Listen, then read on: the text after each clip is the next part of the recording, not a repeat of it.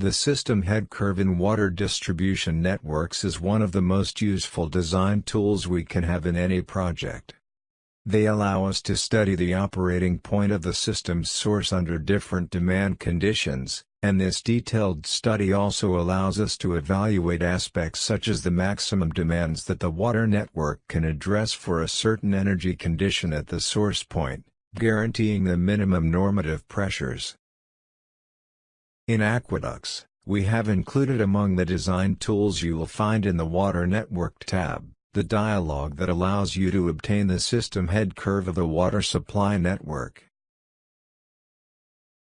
In it you will see that the necessary information to create this system head curve is rather simple, although in another video you will see that system head curves for water networks with two source points can be also generated, as in the case of those that are fed from a pumping station and with a storage tank floating on system. But in this video we will talk about the case in which the water network has only one source point. You will see that in the dialog's upper left part it is required to specify the minimum pressure to be guaranteed in the water network. The idea here is, as I have already mentioned, to obtain a head curve that defines the piezometric flow relation necessary so that, in the most unfavorable node of the network, the pressure is always above the minimum value specified here. By default we have here 20 meters of water column, which I'll keep for this example. Then, since it is a curve, you are asked to define the range, with respect to the average flow and as a percentage, for which the plot will be drawn. Here we will go from the flow corresponding to 10% of the average flow to that corresponding to 300%. And, finally, the number of points the system curve will have. Just take into account that, as more points have the curve, its appearance, and accuracy, will be higher. I will change it to 10 points for this case. And that's it.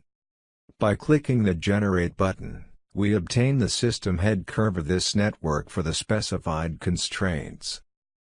You must have already seen this group of controls under the Results heading. Their function, specifically of the controls above, is that you can interrogate, so to speak, the obtained system head curve for some flow or piezometric condition. Suppose I want to determine the minimum required piezometric head at the system's source to guarantee the operation of the whole network above 20 meters of water column and, for a flow rate of 13 liters per second as current water demand.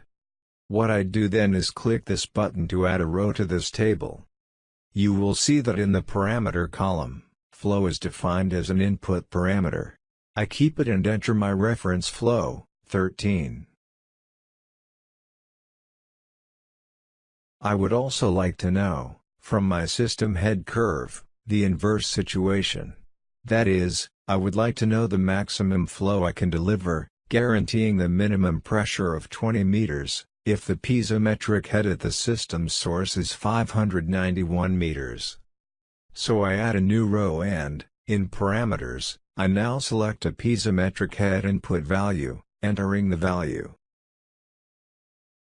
Finally, I click the button below and we see, on the one hand, the numerical values and, in the graph, the lines defining the intersection points with the system head curve of the water distribution network. Note that, if the source operates at a piezometric of 591 meters, the flow we could guarantee would be 16.71 liters per second. We'll see more about this later.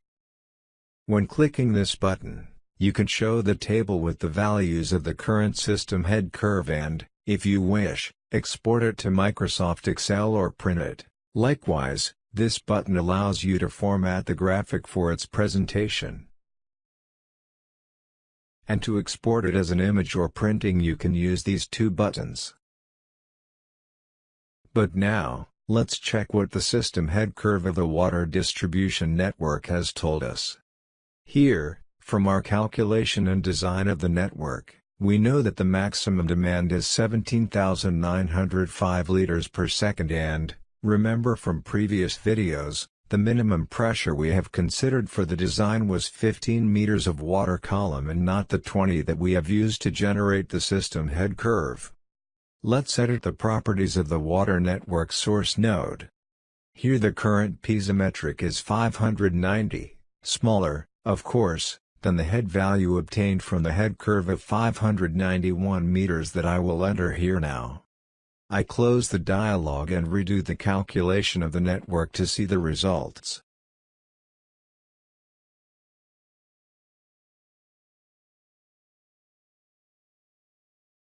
Now we see that all the nodes, except 2, are above 20 meters of water column and, if you look closely, the value of these nodes is practically 20. It is clear they are not equal to 20 meters or more because the system head curve has shown that for this piezometric head, the flow is slightly less than the maximum flow of the water network. And, of course, the network at all times demands 17,905 liters per second and not the value specified here. Another way to understand this result is in realizing the network is not able, in strict terms, to guarantee the respective maximum demand with a piezometric of 591 meters.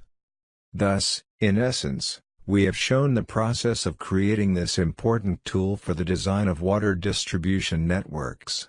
As I have told you, in the next video, we will see other applications, something more specific and complex.